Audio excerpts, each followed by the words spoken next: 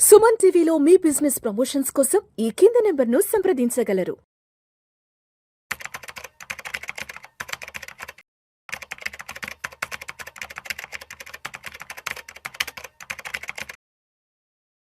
నమస్తే, welcome to Suman TV. నేను విష్ణు. ప్రస్తుతంతో పాటు senior stock market analyst Malampati Prabhu గారు ఉన్నారు. సార్తో మాట్లాడదాం.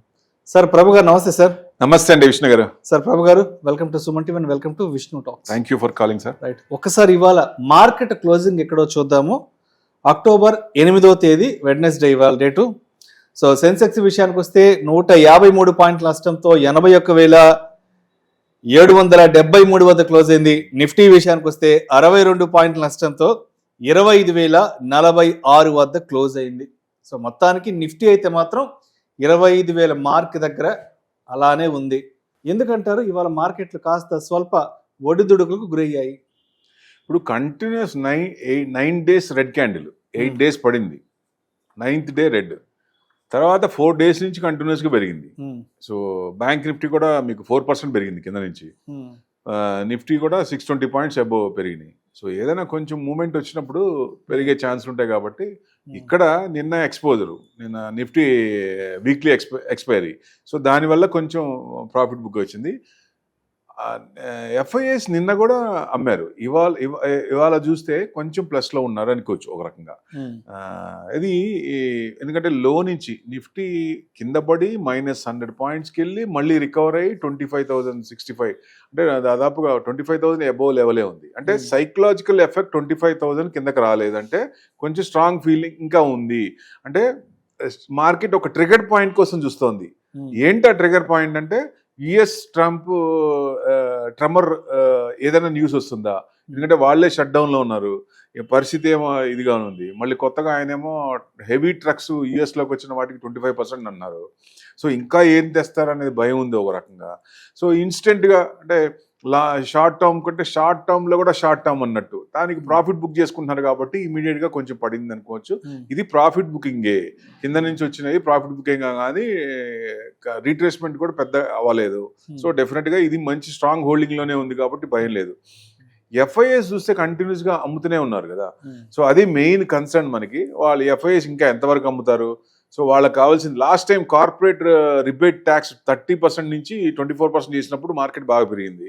సో ఇప్పుడు ఏదన్నా వాళ్ళు ఏదో ఎక్స్పెక్ట్ చేస్తున్నారా? దాదాపుగా 1.5 year 2 years నుంచి బాగానే అమ్మారు, 4 లక్షల కోట్ల పైన అమ్మారు. కానీ వాళ్ళు ఏం చేస్తున్నారు? ఈక్విటీలో నుంచి బయటకు వచ్చిన తర్వాత వేరే కంట్రీకి వెళ్ళట్లేదు, ఐపీఓఎస్ లో పెడుతున్నారు. ఐపీఓఎస్ లో లిస్టింగ్ గెయిన్స్ కోసం. సో లిస్టింగ్ అందుకనే ఎక్కువ ఏంటంటే విపరీతంగా ఉన్నాయండి ఐపీఓస్, మామూలు కాదు, ముప్పడిగా ఉన్నాయి. లాస్ట్ వీక్ 21 అబోవ్ ఉన్నాయి, మళ్ళీ ఈ వారం కూడా ఎక్కువే ఉన్నాయి. సో కమింగ్ వీక్స్ అంటే కమింగ్ మంత్స్ కూడా నెక్స్ట్ 3 months తీసుకుంటే more than $20 billion ఉన్నాయి. ప్లస్ సెబీ దగ్గర డిహెచ్ఆర్బిలో ఇంకా పర్మిషన్ తీసుకోవాల్సిన కంపెనీస్ ఇంకా చాలా ఉన్నాయి, more than 40 రెడీగా ఉన్నాయి. అంటే ఏ కంపెనీ అయినా విపరీతంగా ఐపీఓస్కి వచ్చేస్తున్నారు, డబ్బులు తీసేసుకుంటున్నారు. ఒకప్పుడు మనం చూసాం ఐపీఓలకు డబ్బులు తీసుకొని బోర్డు తిప్పేసి వెనక్కి వెళ్ళిపోయారు.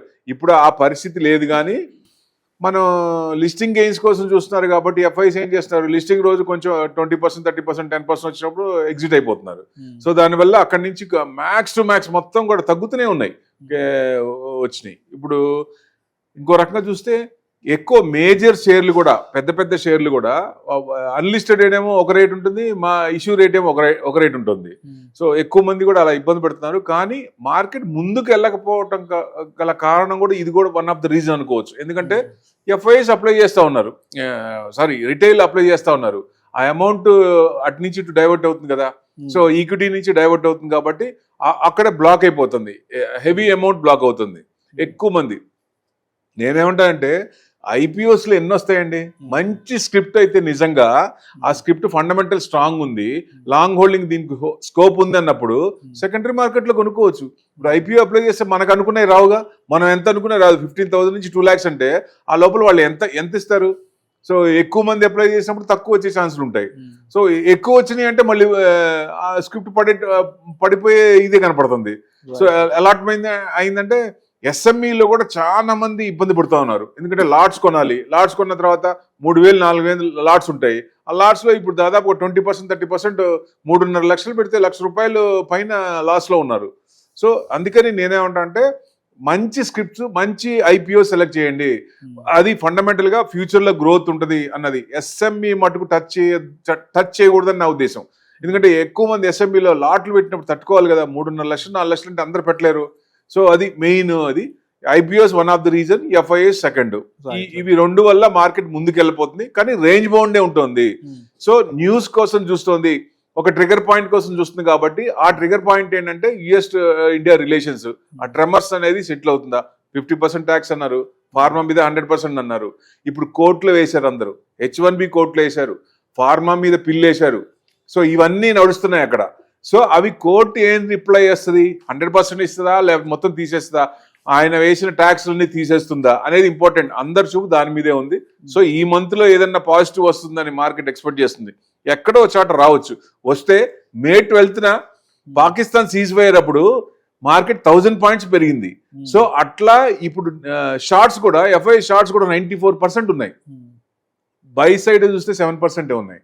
సో ఇప్పుడు ఏదైనా న్యూస్ కనుక ఇట్లాంటిది వస్తే మనం May 12th మించిన మరొక డే చూస్తాం. సో డెఫినెట్ గా అది ఈ నెల కావచ్చు, నెక్స్ట్ మంత్ కావచ్చు. సో ఆ ట్రిగర్ పాయింట్ కోసం చూస్తుంది. కాబట్టి ఈగర్లీ అందరూ యుఎస్ నుంచి న్యూస్ ఏమొస్తుంది, పాజిటివ్ వస్తుంది, ఆ కోర్ట్ నుంచి ఏమొస్తుంది అనేది ఇంపార్టెంట్. అది చూస్తే అబ్జర్వ్ చేస్తే తెలిసిపోతుంది. అండ్ అదేవిధంగా చాలా పెద్ద పెద్ద కంపెనీలకు సంబంధించిన రిజల్ట్స్ కూడా రాబోతున్నాయి. సో ఫర్దర్ గా రిజల్ట్స్ ఇంపాక్ట్ ఎలా ఉండొచ్చు అంటారు మార్కెట్లకి? ఇప్పుడు Q1 బాగానే ఉన్నాయి, కానీ మరీ ఎక్స్పెక్ట్ చేసిన రేంజ్ లో రాలేదు. Q2 బాగుంటుందని ఎక్స్పెక్టేషన్. ఎందుకంటే బ్యాంకులు కూడా చూడండి, బ్యాంకులు కూడా వాళ్ళు ఇచ్చిన రిపోర్ట్ ప్రకారం మంచి బిజినెస్ ఉంది, వాళ్ళు అవుట్ పెర్ఫార్మ్ ఇచ్చేశారు.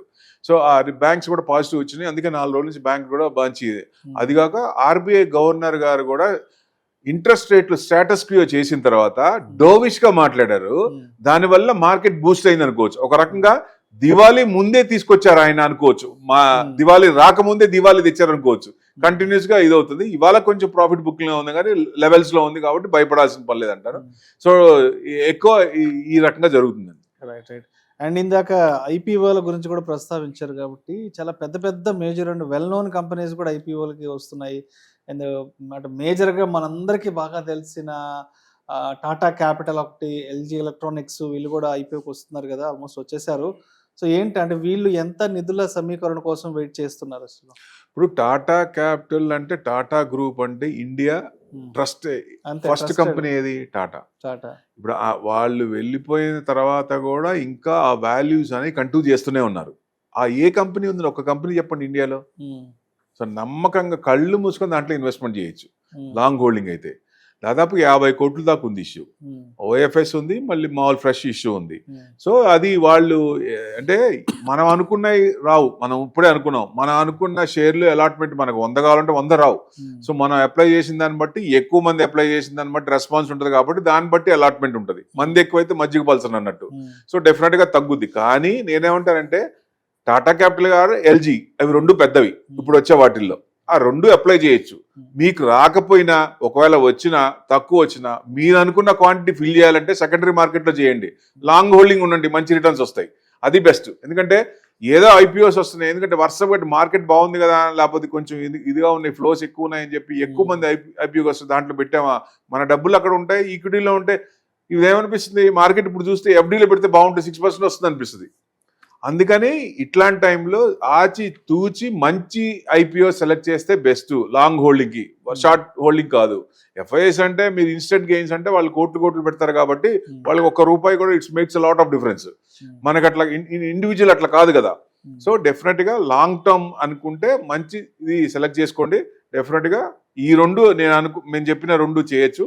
ఫ్యూచర్ లో ఇంకా వచ్చేది ఆ కంపెనీ స్టడీ చేసి ఇన్స్టెంట్ గెయిన్సే కాకుండా లాంగ్ హోల్డింగ్ పెట్టుకుంటే మంచి రిటర్న్స్ వస్తాయి. అండ్ ఈ మధ్య చాలా మంది అన్లిస్టెడ్ షేర్స్ లో కూడా ఇన్వెస్ట్ చేస్తున్నారు. రీసెంట్ టైమ్స్ లో బాగా ఎక్కువ అయిపోయింది, అన్లిస్టెడ్స్ కూడా వెళ్తున్నారు కాబట్టి. సో అంటే అన్లిస్టెడ్ వెళ్ళడం అనేది అంటే ఎంతవరకు సేఫ్ అంటారు? ఏంటి అసలు ఆ ప్రయత్నం చేయొచ్చు అసలు, లేదంటే ప్రశాంతంగా ఐపీఓకి వచ్చేసి అంతా అయిపోయి సెకండరీ మార్కెట్లోకి వచ్చాక మనం వెళ్ళొచ్చు అంటారా?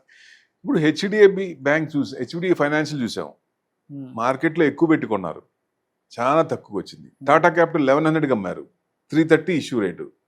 1100 కొనుక్కున్న వాళ్ళు ఏమైపోవాలా? అసలు సెబీ కూడా దీని మీద సీతకన్ను వేయాలి. కొంచెం దాని కంట్రోల్ ఉండాలి కదా, అసలు కంట్రోల్ లేదు.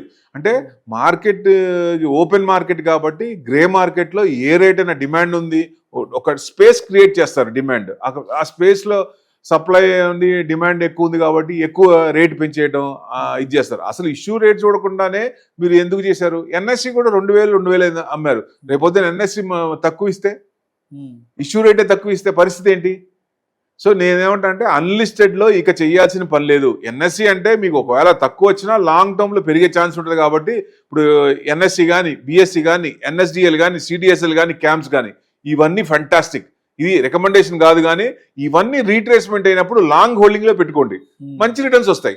అట్లా ఫండమెంటల్స్ ఉన్న కంపెనీ సెలెక్ట్ చేసుకుంటే మంచిది, కానీ మామూలు ఏది పడితే అది చేస్తే కొంచెం ఇబ్బంది పడే ఛాన్స్ ఉంటుంది. అన్లిస్టెడ్లో అప్లై చేయాల్సిన పని లేదు, ఎందుకంటే 2-3 ఇష్యూలు చూసాం, 2-3 ఇష్యూలు అలానే ఉన్నాయి. సో అందుకని వాటిల్లో ఏదో డిమాండ్ ఉంది, ఎక్కువ ఉందని చెప్పి రేట్ ఎక్కువ పెట్టి అమ్మటం, అది కంట్రోల్ ఉండదుగా, స్క్రీనింగ్ ఏముండదు, ఏ రేట్ అయినా చెప్పొచ్చు వాళ్ళు.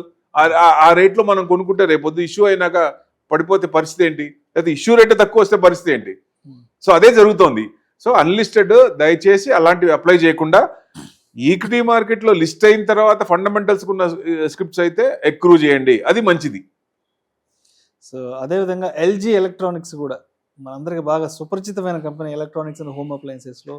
సో దీన్ని కూడా ఎలా చూడొచ్చు ఐపీఓస్లో? సేమ్ అంటే అన్లిస్టెడ్లో పెద్ద డిమాండ్ అంత లేదు, కానీ బట్ డెఫినెట్గా ఎల్జీ ఎలక్ట్రానిక్స్కి లాంగ్ హోల్డింగ్ అయితే నేను ఇందాకే చెప్పాను 2 కంపెనీలని, టాటా క్యాపిటల్, ఎల్జీ ఎలక్ట్రానిక్స్, ఈ 2 అప్లై చేయొచ్చు. మేజర్ అది కూడా దాదాపుగా 10 crores దాకా ఉన్నట్టుంది.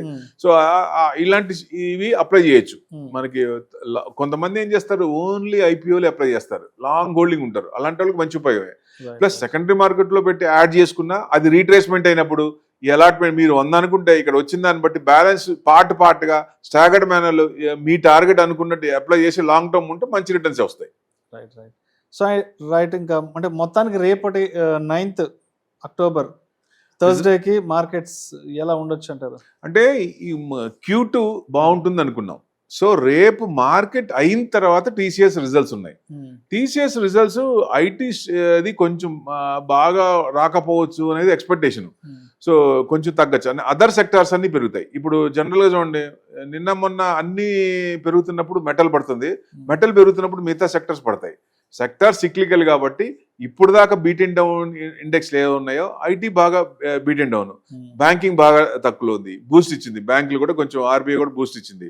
సో మేజర్ ముందు పెరగాలంటే మార్కెట్ ఆల్ టైమ్ హై రావాలి, క్రాస్ అవ్వాలంటే మేజర్ ఈ 2 సెక్టర్లే. సో వాటి మీద బయింగ్ వస్తుంది. ఇప్పుడు వచ్చే రిజల్ట్స్ బట్టి ఎక్స్పెక్టేషన్ మామూలుగా హెవీగా లేకపోయినా రిజల్ట్స్ కనుక బాగా వస్తే 4,500 నుంచి 3,000 పడిపోయింది, అది 3,000 2,900 ఆ రేంజ్ లో ఉంది.